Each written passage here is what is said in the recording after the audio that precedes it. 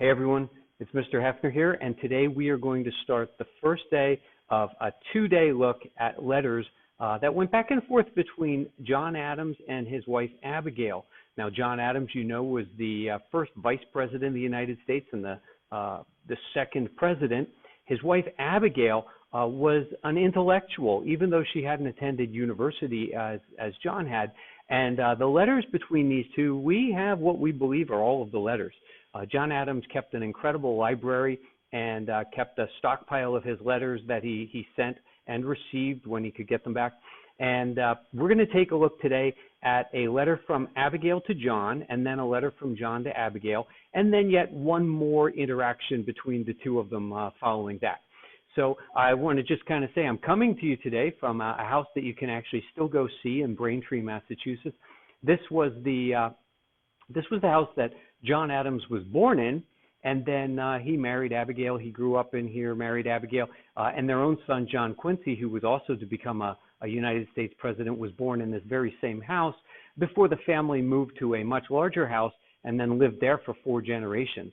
But this house is actually the birthplace of 2 United States presidents. When they lived here, it was a brown clapboard. It's been painted since then to protect it from the elements and things like that. So anyway, let's get started by taking a look at some slides and talking about the pieces we'll be reading. All right, so the only piece that's actually in your textbook is going to be the letter to John Adams from Abigail Adams. But I'm adding a letter that's from John back to Abigail, and then we'll take a look at another 2 on Actively Learn, and you can see how they interacted there. I've given you here, this is a portrait of Abigail. This was done by the famous artist Gilbert Stuart. We're not exactly sure when. It's often listed as circa 1800 to 1815. We believe that probably what happened was it was painted, and then it was not uncommon as people aged and changed for them to bring a portrait artist back to update the painting. So it's quite possible that this was painted at more than one time in that 15-year period, which is why the 2 dates are often associated with it. The letter we're going to take a look at here is May 7th, 1776. And you know that date is super important because on July 4th, 1776, well, every year actually, we celebrate America's Independence Day. And so that date is coming up. So you can kind of tell by May 7th, the colonies are getting very close to the point where they're about to declare their independence from Great Britain. Now, our lesson essential question for this unit is down here. In what ways does this letter help us to understand the roles of women and the issue of gender equality at the time of the American Revolution? And this is a kind of a standout piece. It's different from some of the others.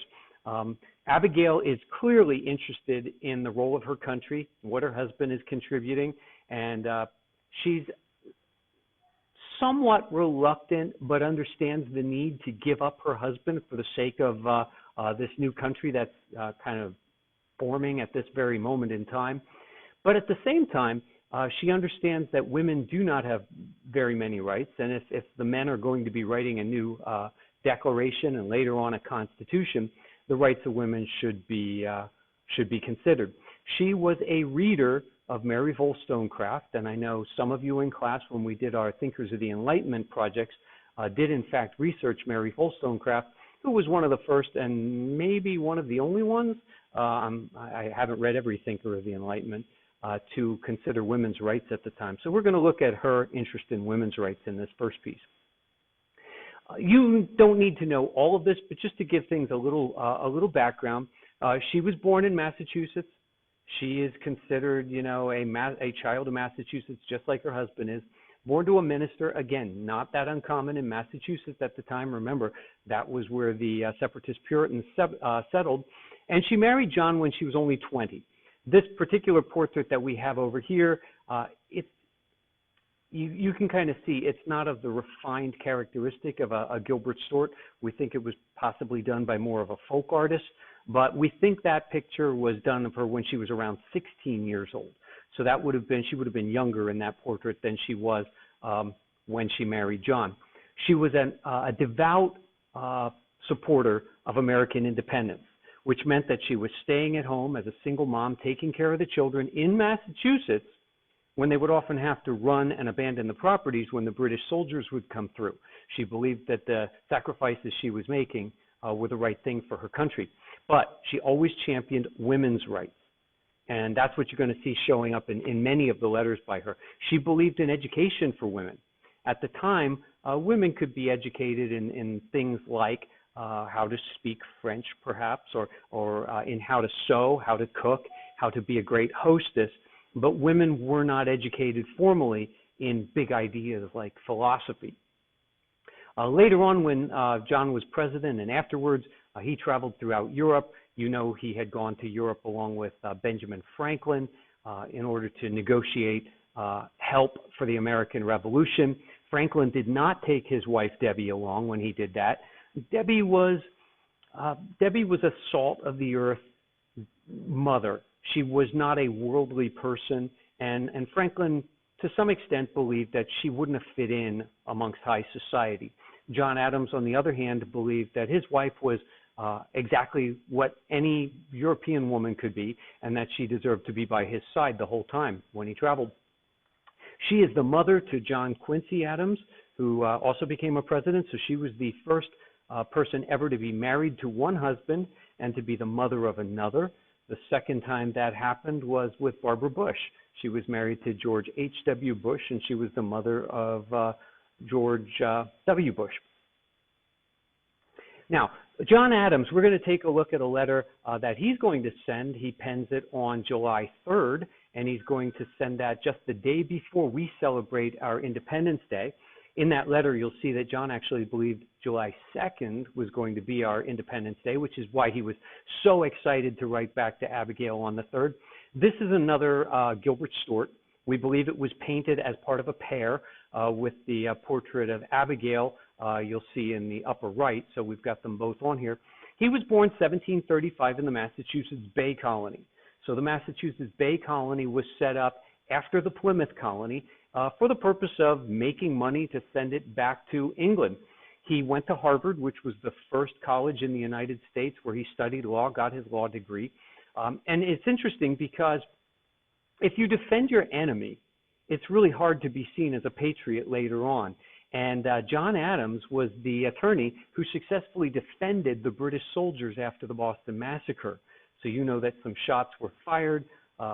Crispus Attucks became the first American to die in the American Revolution. These British soldiers were absolutely hated, and yet John Adams, as an attorney, used the law to defend them as best he could, and it was a successful defense. At the point of the time in history where this letter was written that we're going to take a look at from him, he was serving as a representative from Massachusetts to the Second Continental Congress. This is the Continental Congress in Philadelphia that's going to draft and sign the Declaration of Independence. Later on, he becomes the first vice president, a vice president to George Washington. And when he's president later on, his vice president is going to be Thomas Jefferson. And that's going to be quite interesting because they're of different parties.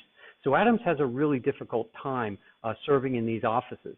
When he's vice president to George Washington, he writes home to Abigail and says, this job of vice president is the biggest waste of a human being that we've ever come up with. He believed that his talents were of no use at all. And when he was the second president, with Thomas Jefferson being his vice president, at that point, the person who became vice president was just simply the person who got the second most votes. And so that was rather unusual, from our perspective today. So they were from different parties, John Adams being a Federalist and Thomas Jefferson being a Democratic Republican, and so they fought and struggled the whole time. He's the father, just as is Abigail, of John Quincy Adams, so he was a president and the father of a president. And he dies in 1826. And I jumped over a bullet there. It says it's complicated. And by it's complicated, I'm talking about his relationship with Jefferson. These two were political opponents. They were completely split on their ideas of how the country should work, and yet they both saw one another as intellectuals and as equals, and they always kept respect. There are letters going back and forth from Adams to Jefferson, Jefferson to Adams, from Massachusetts to Virginia, Virginia back to Massachusetts for many years. And A modern day term might be frenemies. They were often in opposition to one another and yet had incredible respect for one another, even though there was always a hint of competition there as well. And it's interesting because on the day that Adams died, it was 1826, and it happened to be July 4th. In fact, a bunch of signers of the Declaration of Independence later died on a July 4th. Not all the same July 4th, but on a July 4th. Adams died on July 4th, 1826, and his dying words, according to his biographer, was, "And Jefferson lives," because he believed that Jefferson had survived him and would go on, a little bit of a competition. In reality, Jefferson had died just a few hours before in Virginia. And so Jefferson had been unconscious for a while. He woke and he said, "Is it the 4th?" And they said yes, and he died. So these two men who they both signed the Declaration of Independence. They were president and vice president, fought constantly, wrote these letters back and forth. They even died on the same day, within hours of one another, several states apart. Now, the words I want you to look for, the literary tools for this one, aim we've talked about before. It's simple. It's the writer's purpose. So in writing this letter, what does Abigail intend to accomplish? And in writing a letter to Abigail, what does John intend to accomplish? So we're going to look at that and how they go about that. The other one might be new for you. The other one is this word diction right here. Diction is your choice of words. We have sometimes what are called registers in language. We can be very formal, which can sometimes seem stuffy and put offish. We can talk in a very relaxed, casual language, which sometimes seems inappropriately familiar for a situation. For example, you go for a job interview, you want to be formal, but you don't want to be stuffy. You don't want to be too casual. You hang out with your friends. You might want to be incredibly casual and just, be very easy with them. And so the decision to choose your words to reach the level of formality or informality that you want is called diction. Your diction is the process of choosing those words. Little picture here. This is actually from inside John and Abigail's bedroom. This is their bedroom inside a later house. I can't think of exactly what the name was. Is a Peacefield. I think the larger house was called Peacefield. And so the first selection is from Abigail to John. He is currently serving at the time of the letter in the Continental Congress. He's been away from her for a while, so she's going to tell him some things about the kids and what's going on at home. You're at the part where the British troops are already there. People have fled the city, and she's like, "Why aren't you doing something? Why is this Congress not acting?" And so you'll see all that happening in the letter here. Again, this is the house where John Adams was born, and then later John Quincy Adams. And this is obviously not from their time period, but it's a much older portrait, and it still has the original finish before the house was painted. All right, so let's stop now, if you're doing this lesson on your own, and go read the letter from Abigail to John. If you're in class, we would have already stopped right now, and we'll go through these check for understanding questions. So the first one says, a writer's blank is the primary purpose his or her work is meant to achieve. And of course, that would be the aim. What is the purpose? Purpose and aim are the same thing when you're talking literary tools. Number two, writers might choose this language when they wish to make an important point or discuss serious matters. Well, when you want to have that tone of seriousness, it's best to be on the formal side. So formal language would be good. And then number three, in writing, what is largely a question of word choice. So if you choose to be formal or informal, this will be your diction. All right, so diction is your third one there. And then some true and falses. True or false? Abigail resents the attention her husband pays to the affairs of the country. She complains about them. She understands that he should be home with his children and she shouldn't be raising, the kids all by herself. But she knows this is important. And she says something in the letter like, a country is your second parent, second only, to your real parents, or second only to God. So she understands that idea of serving your country. Number two, Abigail says she's not written for 10 days because she was afraid of what she might say. And that's true. She says she didn't write for fear of what invective might come from her pen. And that would be an unkind word, cursing her husband for not being here to help her in these trying times. But she needed to calm down, relax, and reason out that what he's doing is important and I need to make this sacrifice right now. And then number 3, Abigail reports to her husband that a fire has destroyed many buildings in the city of Boston.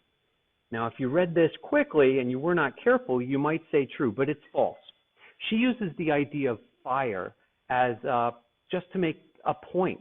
She says, you know, if a building's on fire, you don't argue about the price of water. You put the fire out and then you worry about the cost later. And it's her way of sort of criticizing the Continental Congress.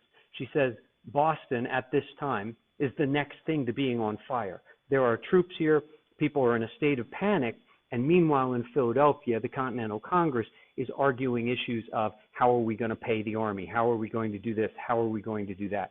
And she's saying do something now and talk later. Here's a multiple choice. Whom does Abigail Adams accuse her husband of subjecting to absolute authority, tyranny, if you will? And again, her big thing is women. She wants women's rights, and she believes that men worry about their own rights while they stomp all over the rights of women. All right, so that's our introduction to both John and Abigail Adams. As I said, you probably already, if you're doing this on your own, you probably read the Abigail Adams letter. Tomorrow we'll take a look at the John Adams letter, and then we're going to turn to Actively Learn, where they have a set of letters that have been matched up, where you have the first letter and the second letter being a direct response to that one. So again, if you stayed till the end of the video, thank you very much. If you don't want to watch the video again, but you'd like to review, don't forget the slides are also in Schoology for your use. Thanks, guys.